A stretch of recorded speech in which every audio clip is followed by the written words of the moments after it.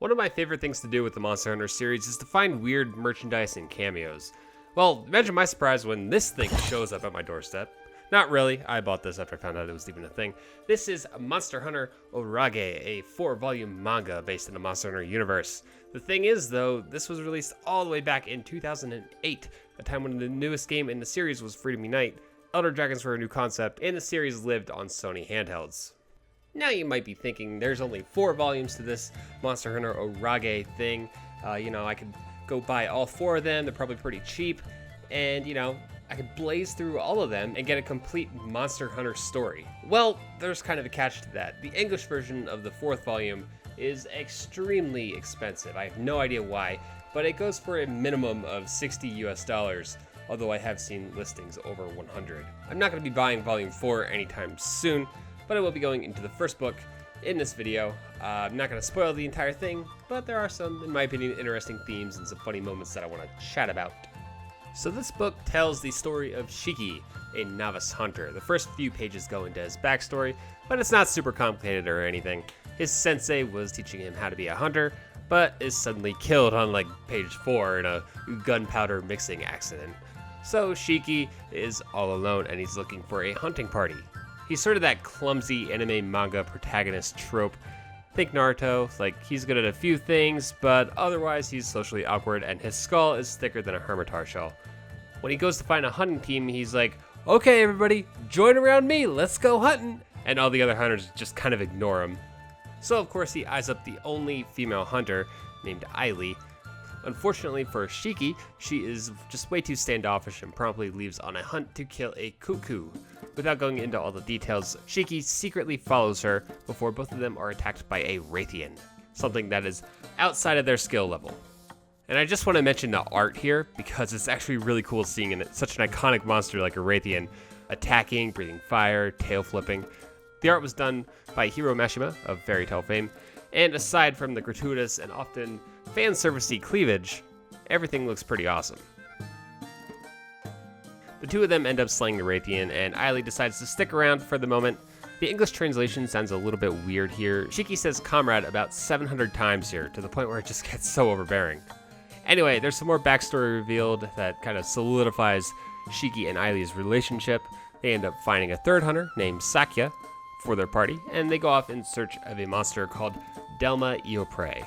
Now I was really confused when they first mentioned this monster because I was expecting some sort of Eoprey subspecies, but it's really just a brand new creature. It's sort of like a generic feathered dinosaur looking thing. You can barely even see its head because it has so many feathers.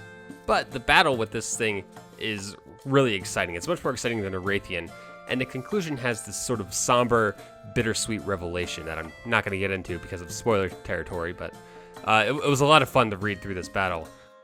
I'm hoping that there's going to be more new monsters later on, because, I always like seeing the new concepts for monsters and things like that in non-canon literature. There is an obvious antagonist or rival involved too. He doesn't get a whole lot of panels, but his motivations are just kind of generic and mostly involve jealousy.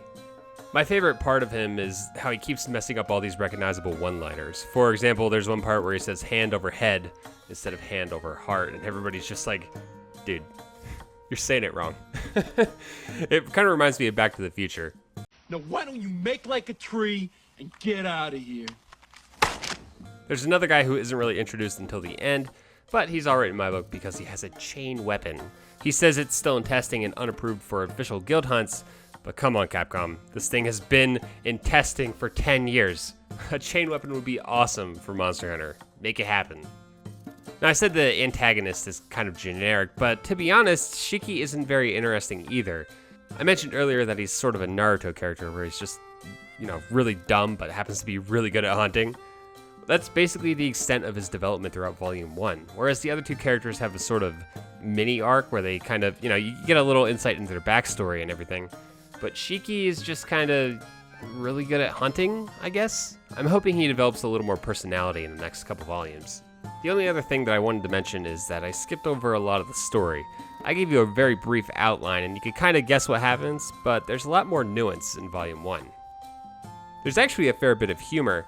My favorite joke is when Shiki and Ailee are looking for this famous blacksmith, and Shiki says, "I hear the sound of metal striking monster bone." And Ailee replies, "Oh, I don't hear anything. And then Shiki says, not even with your extra ears, since she's wearing these little funny cat earish hair tie things. I don't know, I thought it was really funny.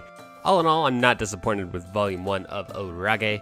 It's a pretty fun read, and since it's manga, it's short. I was done with it in probably about 30 to 45 minutes. Volumes 1, 2, 3 are all very cheap as well, so you can get them used for less than $10. I know this one right here was like $2, less than that or something. And Volume 4, well, it's expensive, so maybe you could find a PDF of it online, or perhaps there's like a digital manga storefront. I don't know. I don't read a whole lot of manga. And you know what? There's even another Monster Hunter manga. It's called Monster Hunter Flash Hunter. I think this one's a little more well-known. I haven't read the entire thing yet. I'm actually about halfway through it. It's a little more recent. It came out in 2012, and it has an entirely different feel than Orage.